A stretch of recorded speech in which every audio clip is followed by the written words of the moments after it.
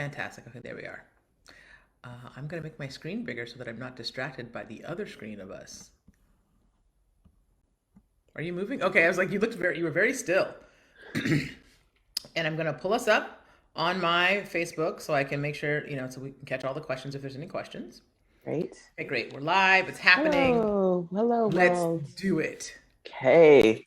We're back. We're back. So, greetings. Greetings. My name is Dr. Giovanni Washington, and I am your Black Goddess Guide. I help women harvest the wisdom in their ancestral lineages so that they can create legacies of healing. And today we're here with the third installment of the monthly series, The Black Goddess Lives, or The Black Goddess Lives, because she lives in each of us. And today I'm welcoming as my special guest, you've seen her before.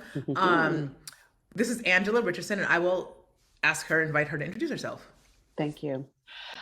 First, I wanted to say thank you, Giovanni, again for having me back. It's always a pleasure to to be in conversation with you in all the different many facets that we do that. And then by way of introducing myself. So I've been thinking about this for a little while. I know this is not the first question, but it is related to what we're talking about, which is how do we define ourselves?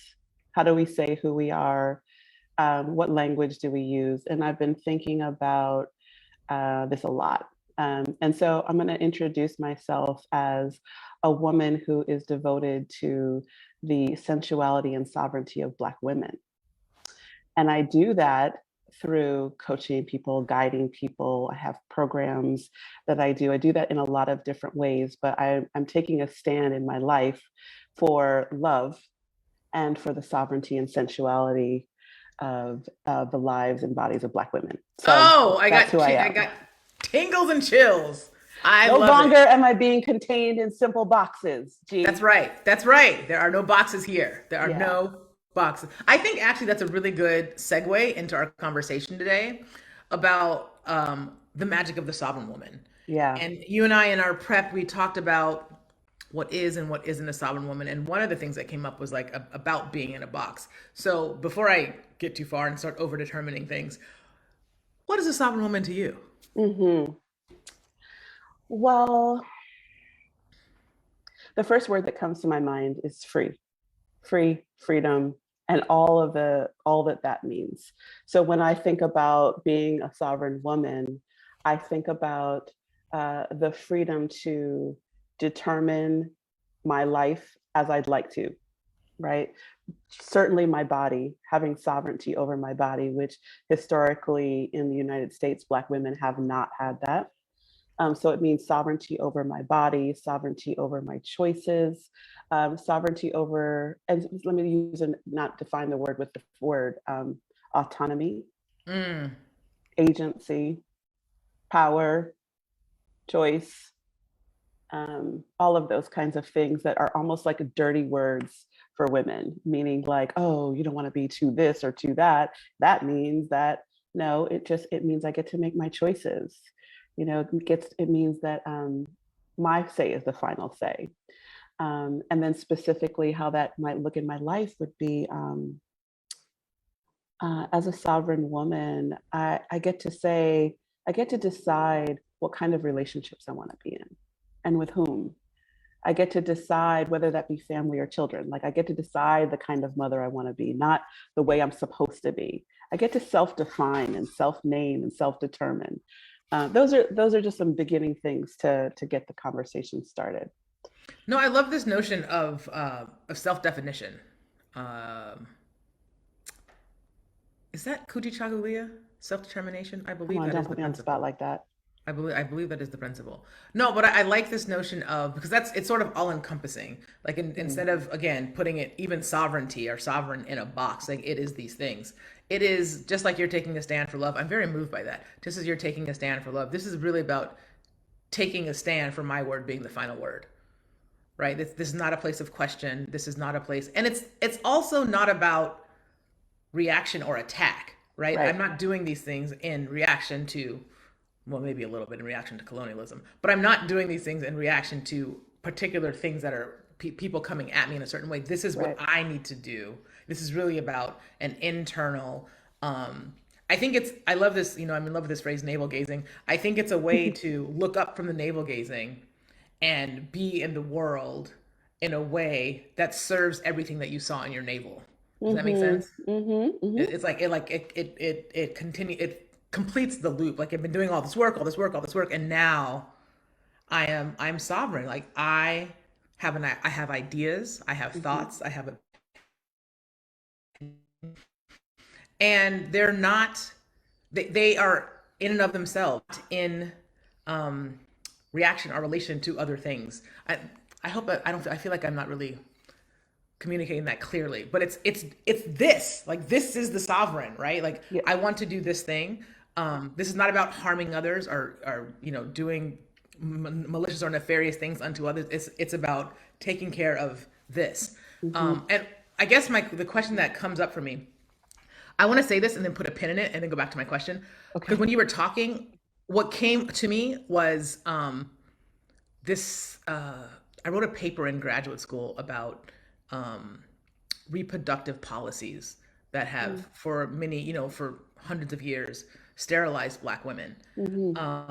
And it was sort of a surprise paper. Like I didn't know it was coming, and I was trying to answer another question and then sort of discover this whole other realm of hurt. So I guess I'd like to talk about at some point all of the ways in which maybe we haven't been sovereign, Mm. right?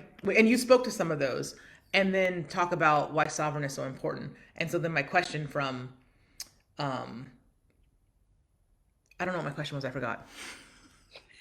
That was a good riff right there, though. The It was places very, where it was really pressing. It was really like, you gotta say it, yeah, you gotta say it. yeah, some maybe that's the place that we go. Start with like, so we started to say like what is sovereign, but maybe if we break it down, where are the places where we haven't felt sovereign, Okay. if you want. That's kind of what I I heard you like it. say. Do you want to answer that? You Yeah. want to take that one first? Sure. Go ahead. The title says the magic of the sovereign woman. I think that we are specifically talking about the magic of the sovereign Black woman. Mm, So can we make that distinction first? sure. I Yeah. didn't put that in the title, but as we're talking about it, that's clearly who I'm thinking about, Yeah. Yeah. right? And I think, Um, and I love that. I love that because I have been thinking about, yes, I think that's great. Sorry. say I more, was don't just stop gonna, it. so the thought that was coming forward was, it reminds me of when we say woman in certain spaces, it's like we're actually talking about what white women. And so there's something about, I think in our conversations in particular, it does include all women, but we are centralizing Black women. We're centralizing the conversation, it's especially right now for in both of our works, centralizing things related to Black women. And I think that's an important thing to name. Doesn't mean other people can't, Right, benefit like we do right. from, other talks that we listen to, but there is some kind of centrality around that. I think Well, and that's there's powerful. something about, and this is maybe what I was trying to get at before. There's something about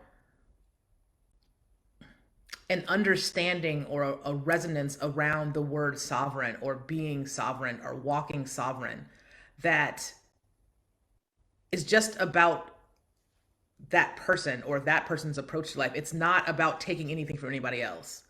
And so I, 100%. do you see what I'm saying? I feel like when people hear sovereign, I mean, I definitely think about royalty, and in an oligarchy or a monarchy, certainly the royal people are they're in a hierarchy. That's not how my life is. Like there's no king in my life, right? Oh, that's I'm going to get crucified for that. Um, there's not a royal person in my life, in the world. And we have a president, right? But in Right. my life, it's like how can everyone be the royal to themselves? Yeah. That's what I'm getting at. Yeah, I think that's a great distinction when we start defining or exploring this idea of what is sovereignty and what does it mean, what is the magic of a sovereign woman, because it doesn't mean that paradigm of I'm better than Right, you and now I'm ruling over my right, land, right? right. That's a particular paradigm and that's not what we're talking about. We are unfortunately, the language of English comes from that paradigm, and so these words have a vibration and a frequency. So Yep, it's important for us to distinguish what we're talking about. And I yep, think, and I agree with you, like when I say sovereign, I'm talking about um, uh, I can be seated in my throne of my sovereignty over my life, and you can be seated in your throne as sovereign over your life. And all the women in our lives can also be seated on the throne as sovereign in their lives. So what's up, Queen? Exactly, which you and Right. I say all the time, like, "What's up, Queen?" when we call each other, It's because true. It's true. that's just the short, like, you're standing in, it's just a way that we are acknowledging and raising the vibration of each other Well, and in it's a fun, way playful to, yeah, ways. exactly. It's a way to recognize the sovereign in you. And can you imagine a world where everyone is functioning from their sovereign? Mm-hmm.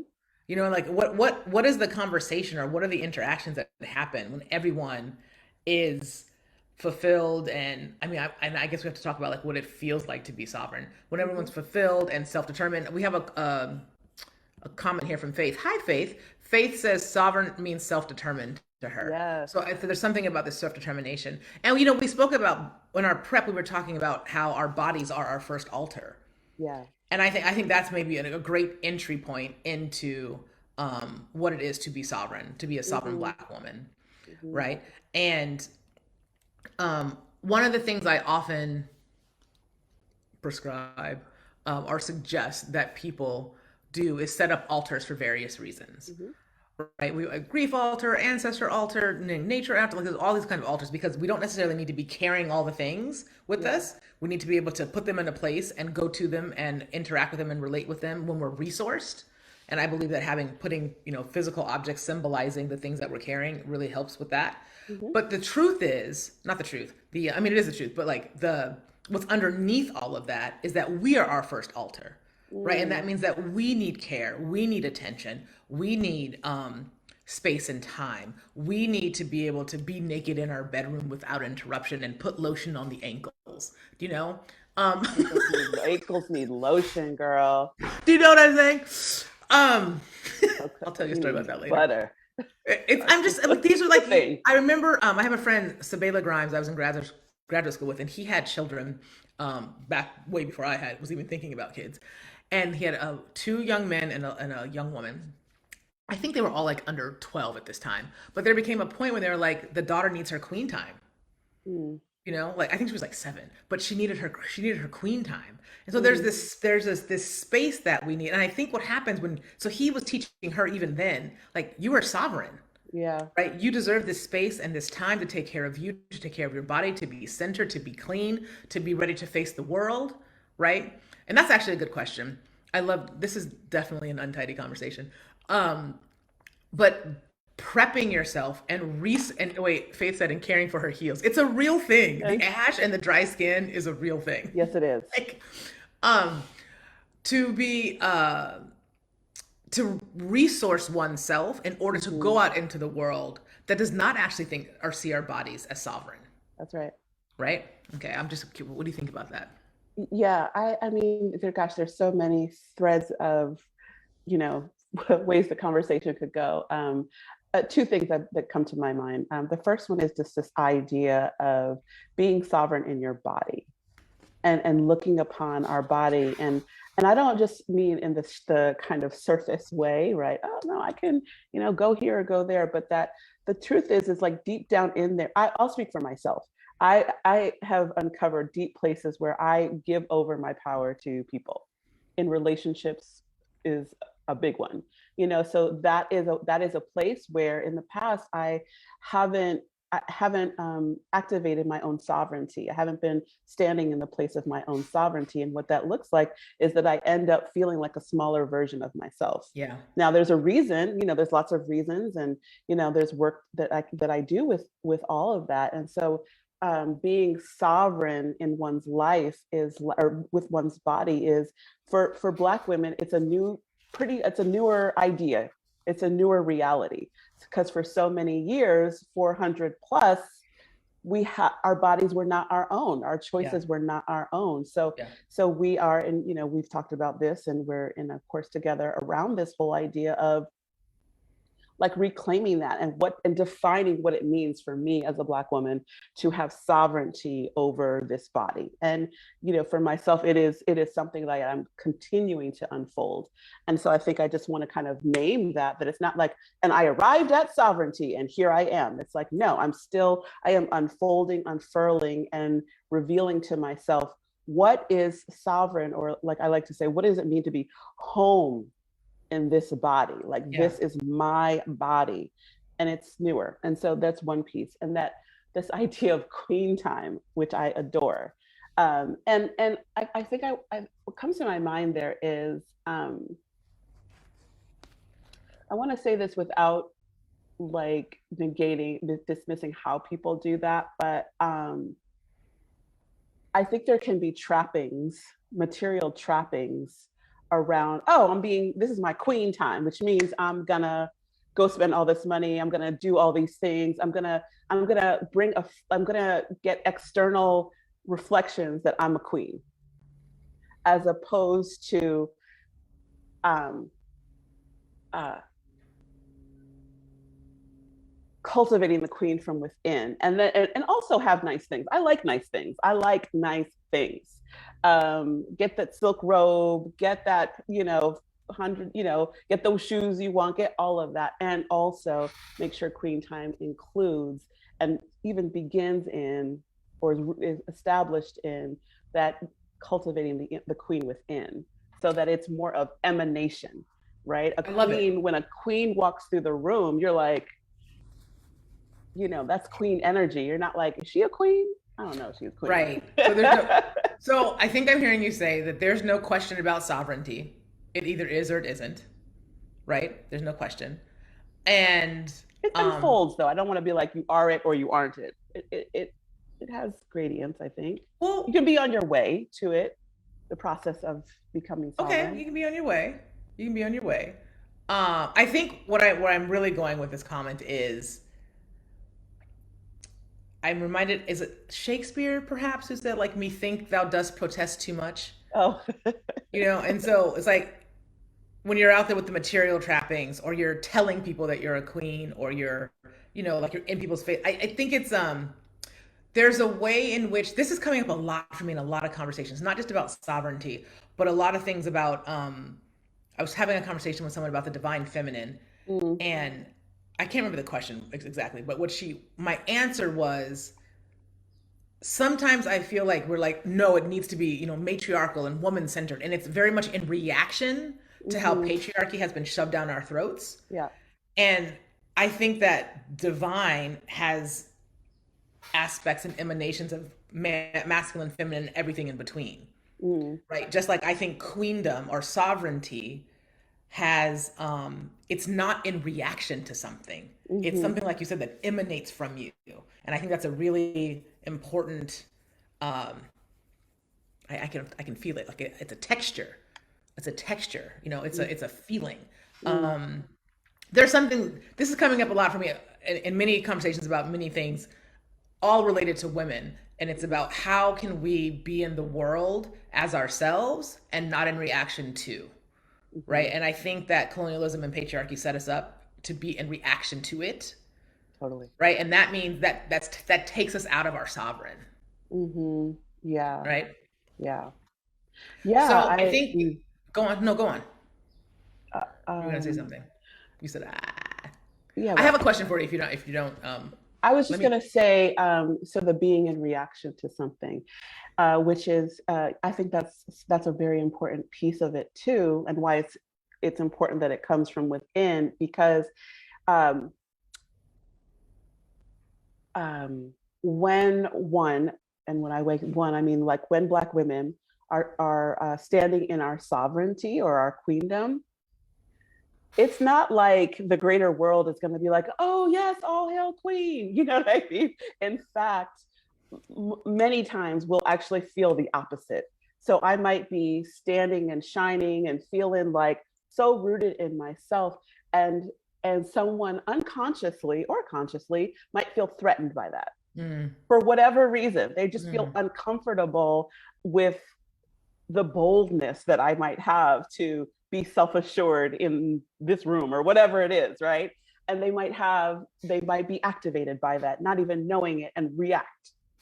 And so if I'm not rooted in my queendom and I'm looking for those external accolades and all of that, then that's gonna have impact on me. Yeah. Like, I'm not gonna get that positive, like, that's why we do that with each other so much, right? Because it's not always gonna be there for you. So I just think that's a really good point that you brought up.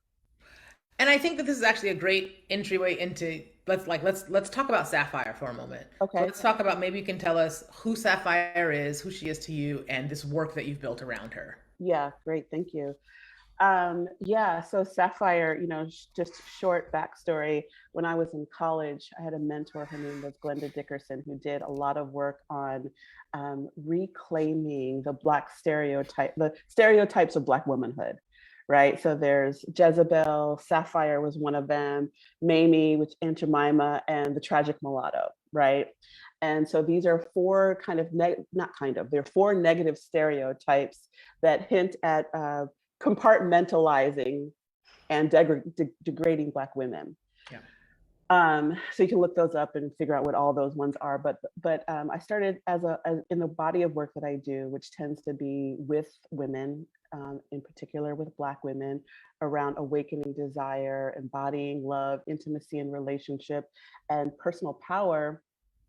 It's like Sapphire came to me one day, and I was like, oh, so Sapphire stereotype was the angry Black woman stereotype, the one who's emasculating, the one who's contrary and sassy and all this kind of stuff. And I was like, wait a second.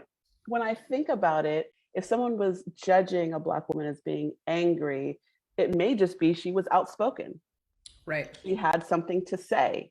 It may be that she was asking for what she wants and not being like the emasculating is the judgment, but it could have been because she was just speaking her truth or expressing a desire. Like, so so part of this idea came about reclaiming that energy, and alchemizing it, transmuting it, because sapphire is also a precious gem, like the beautiful blue shirt you have on, right? That is regal in its usage, and rare in some cases. And so I was like, what if we were to kind of that alchemical process of where you take the lead metal and you turn it into gold, the lead into gold. So take that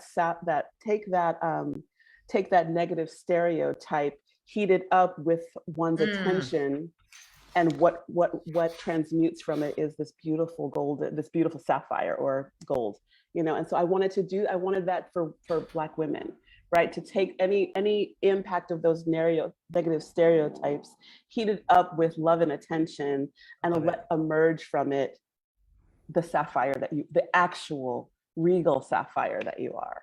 That is an incredible metaphor. I can't wait to see what you do with that. There's so many places that have to go. No, that's great. That's really Thank you. good. Transmute the lead to the gold, or the Yeah. lead to the sapphire, or the Mm-hmm. trash to the sapphire. That's The right. all of it, right. Oh, I'm Because it's so like in love with this. shame, and I don't want to, Right. just in your work, I know you've been talking about like anger and rage and how we feel like, oh no, I can't be angry because that's not, whatever. It's like, no, fuck, we're angry about some stuff. There's some Like, stuff to be fuck, we're angry angry. about. Yeah. I actually a couple days ago looked up a rage room, and I'm gonna take myself and some friends, and we're gonna go break Rage shit. on the machine. Seriously, you can hit cars and plates and Wow. tires, it's computers. It's really very it's exciting just thinking about it. And I mean that's a whole nother, I feel like that could be a whole thing about Totally. how like there's a lot of shit to be angry about, Mm-hmm. right? Well, so okay, the one thing I wanted to say was, again, that's letting some when you are there's a difference between being emasculating Mm-hmm. and feeling emasculated, Yeah. right? If this person, and it's two different people, right? It's not that the black woman emasculated the male and with her words or whatever. It's that she spoke truth and spoke. What were the words that you used? You said she was powerful. She was clear. She was. You said some things. Good And things. this person felt emasculated. Well, if this person was in, I'm assuming it's a man, in his sovereign, then he wouldn't be emasculated by a truth, Right. right? So there's some of this I think is about agency and taking ownership of your own shit. And I can't control what this person is thinking, but I can sure as hell speak my truth in a way that is the words that came were that honors my ancestors. I don't Mm-hmm. know why that came up. Speak my words, speak my truth in a way that honor. Who are you frozen? Oh, you froze for a second. Yeah. It Speak just my words in a way that honors your ancestors. mm-hmm. Can you see me? We good? Yeah, I can. We're good. We're good. It flipped for a minute, but I think Okay. we're back. Okay, yeah, now I'm dancing on the thing. Um, so that's one thing. So I feel like there's this, and this is in general. This is not just for Black women, but people need to take ownership of their feelings, Oh yeah, right? It's not personal just responsibility is huge. personal responsibility in general. I mean, In but if that general. were the case, how many things would be different in this country if people took personal responsibility, right? The country wouldn't be what it is. No, 100%. And I think that is, I think actually personal responsibility is part of the magic of a sovereign woman, because when you're willing to take personal responsibility, I'm big on I statements. When I'm willing to take personal responsibility for my life, then I'm not at effect of them in the same way, right? When I can see like, oh, you know, this person said that thing to me and I'm not reactive. I can express my feelings and all of that, but I can be like, I can also be like, you know what? I kind of set them up for that because I was having that feeling and I didn't say scoop whoop whoop, so it's not like over responsibility, which can be Right, the fine line right, with Black women of right, always taking responsibility for everything. right. But so, it's not that, but it is saying like, what's my part in this? Where's my responsibility here? Where are my boundaries? And so I think that's a absolutely part of the definition of the magic. Because the Magic. magic comes like, because when I can do that, like who I become in my own personal responsibility is more than I would be if I wasn't willing to do that. And it's not easy. it's not And it's it's not not pleasant. easy. It's not pleasant always. So as we head toward sort of the end of this conversation, because I think we could actually talk for like 7 more hours about Or this. easily. You know what I mean? I want to turn the conversation. We said that we would talk about in the description, talk about creating your own life as a sovereign woman. Mm-hmm. So, how does one create a life of their design from the place of sovereignty? Mm-hmm. And then, I will say that these are not whatever we come up with right now are not the only things, the only ways to do it. These are These just are not the 10 pathways. some of the ways. These are some of the Yeah. things, some of the ways, some of the approaches, some of the thoughts, some of the philosophies, Yeah. the epistemologies around Yeah. the life of a sovereign woman. Yeah. I mean, the first thing that comes to my mind, Giovanni, is like exactly what we've been doing here today, which is like defining it for yourself, and I think, um, like, and I don't just mean like this is what it means, but experientially, like, I am a big proponent of, joining a circle of other women that are thinking of this stuff, like, like your program. Like, I feel like, not, what's Pilgrimage. the this yeah, excuse me, this pilgrimage that you've been talking about, and the oracle deck, right? Because all of the goddesses represented in your oracle deck have attributes of sovereignty. They're the stories of sovereignty or Yeah, autonomy or power, or right, reclaiming something, right? And so I think part of the beauty of your work and part of this question that you're asking is, I think the first thing is like, what does it mean to me? And sometimes one of the things I did was like, I looked for examples. Who are women in the world, alive or otherwise, that represent this archetype for me, this energy? Like, people for me were like Michelle Obama or Oprah or Beyonce. There's a reason why we call her Queen Bee, right? right, However we right. might feel about her music, I love it, but I don't. Anyway, there's a reason why we say that. There's a frequency that we see, or something in how she moves or talks or does, that's like, oh, that's queen energy, that's sovereign energy. So I think it's like, first, beginning with collecting, like, what is my sovereign expression? So I think that's the first thing. Now you say something. Because I can keep going. Go. Your turn. I tap out. What was the question? How What does one have begin to create a life from the space Yeah, of yeah, sovereignty? exactly. Because the creation of life. You said it. You said it. That's a really good question. I think I find this answer coming from me very ironic, but I think it comes from a place of silence and of stillness. I think it's, I think typically when we ask a question like about our lives or our purpose, not about directions, for example, but like where, how do I get, not that kind of question, but the sort of deep, more introspective questions, I think we know the answers. Mm-hmm. Right. And so I think whatever it is, and why I say it's ironic that I'm saying silent and still, because those are the two things I do the least. Um, but I think in those, like in your inner recesses, you know what is going to serve you best. You know what Mm-hmm. the true desires are. You might be afraid of it. You might be, conditioned to be like, I can't look at that because that's not a possible, that's not a thing that a black woman or a person of this age or whatever, like any of my demographics, I don't do those things. But like I feel like we all have we have the essence of sovereign within all of us, the essence Mm-hmm. of the thing that is true for us inside of all of us. And so maybe it's about developing the discipline. Oh, I hate those words. Let me try that again. Right, it's just Sorry, as I said it, language. I was like, oh. Maybe it's about nourishing the space and the time and the acceptance of what really to figure out and accept what is really in your heart, Mm-hmm. right? Or what is or creating the space and the time to hear, to really listen to the messages that you're hearing, Yeah. instead of, for me, meditation or like visualization, um I've always found them very, very difficult because my brain does not quiet. I'm always saying like all these things. And someone finally said to me, like we were doing journey work, and they said to me, you that's your journey. Your journey just is busy. Your mind is busy.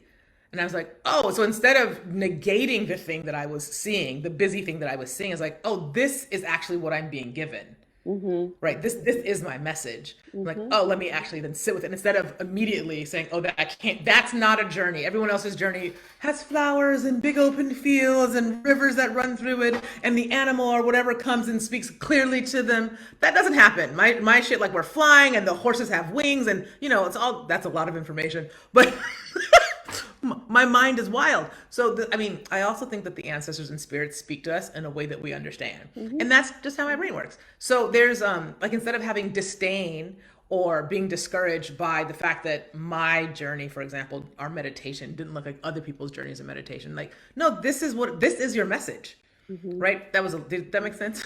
It totally does, and it ties Okay. into what we said at the beginning about like um, um, being sovereign.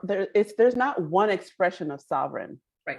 Right. right? My expression is not your expression, right? And so I think creating the space to determine what does this look like for me, and your stillness and my stillness look different. Your stillness might be like, cycling 30 miles, and there's a It's a space where hundred like, percent. right, where stillness sort of drops in the motion. I'd be like, that's not my stillness. It's the That's same not with my. drumming. Like you when you drum, when I'm drumming, and the whatever the rhythm is being played for 30 minutes. It really only takes about 10 minutes to be like, okay, I'm dropped into somewhere else, and then my body's going, but my mind has connected with other things, Right. right? And the body can take the motion so that the mind can be still. Maybe that's how that works. Mm-hmm. Um, it's very true. So I mean, I would just suggest, whatever the thing is for you that helps you drop in, I think that is the nurturing practice that will get you to the sovereign path. Absolutely. Boom. Okay, Love it. I'm very I'd excited. like to add one more thing that came to Please. mind as you were saying, and you said the word desire, and as you know, that's one of my favorite words, desire and longing. And I think that the practice of tuning into desire is also part of part of the path, right? Meaning that for many of us, this idea of what do I want feels very elusive, or it's what do I want, and then it's usually like, well, what did my mom say I should want, or my dad, or my partner, or my kids, or like there's a whole group of people that we have to go through to kind of access the thing that our soul actually wants. And so I think, and then Right. speak it out loud and ask for it, right? That's a whole other that's a whole nother action. And so I think that, not to mention, I'm going to keep this brief, sort of, not to mention the, if we have a religious path, and how desire is looked upon negatively, especially as it relates to the body. And so I Mm, think the reclaiming of our sovereignty and reclaiming of our body means giving permission for our desires to express, however small or big, right? Giving permission for our bodies to have desires, to have longings, to have wants, to have hunger, giving permission for us to say, you know what, I'd like to do the following things. I don't know how I'm going to do it. Giving permission to dream, because for me, I really believe that desire, it's like the language of the body. We feel desire in our body, and I mm, think it's directly connected to spirit. It's the way that spirit enters into the body, and it gives us okay. information.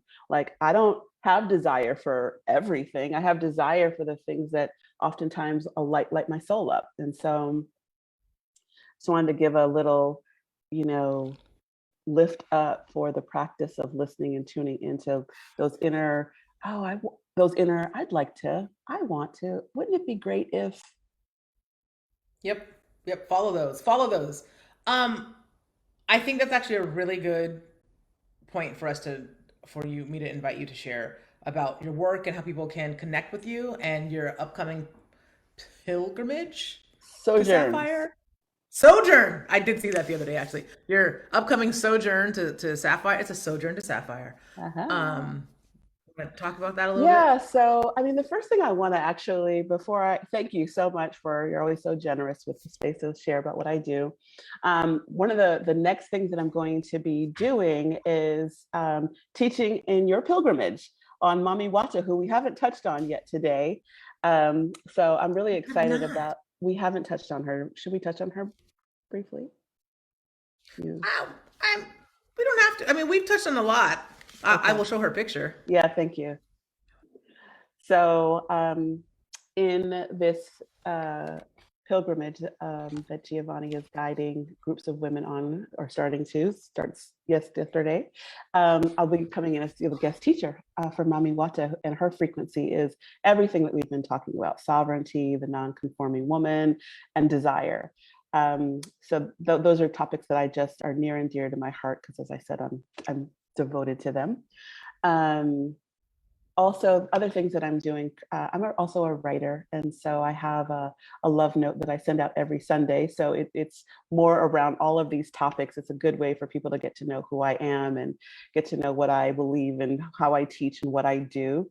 And then coming up, I have a 6 month sojourn, I'm calling it, for Black women, where we are going to take on these topics of coming home to our bodies, desire, relationship, intimacy, sex, all things related, and those things that come up that are obstacles to exploring that. So we're going to take a deep dive into that journey that I talked about, taking some of these negative influences in ourselves and transmuting them to the sapphire/gold that we inherently are. So it's a soulful journey that will be done in an intimate group of other Black women. So you I love can it. find more about me on my Instagram page, Angela in LA.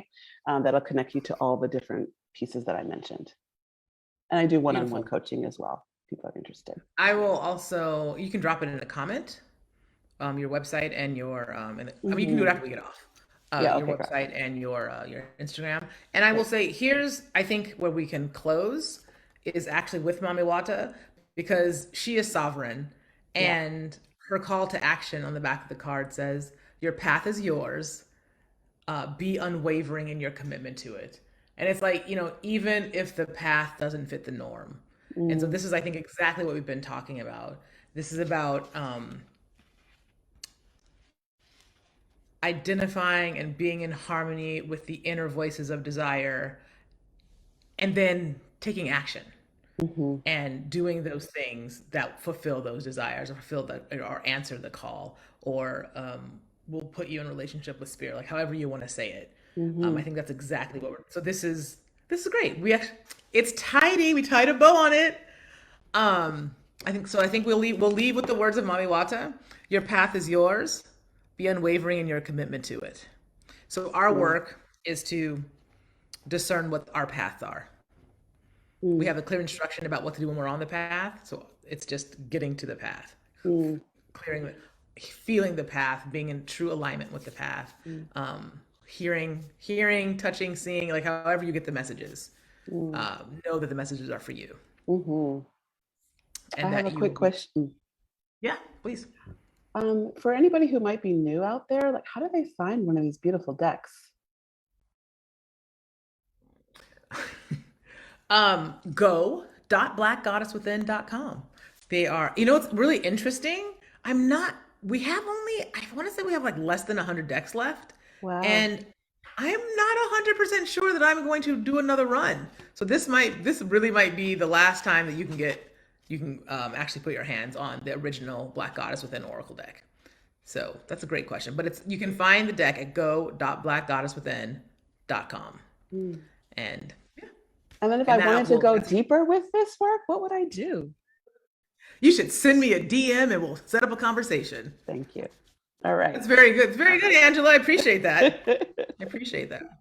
No, this is so good. It's so good. I love these conversations. We just really need to get it together and do the podcast. That's a new step. Indeed, indeed, That's what indeed. needs to But we're happen. doing great. We're doing great.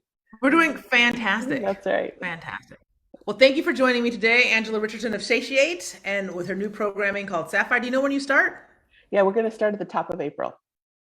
Excellent. Oh, that's like So yeah, it's 12 coming up days. soon. So it's a small group, and so if you're interested, if this resonates, you can go to my IG. There's an application to fill out. So we're just trying to.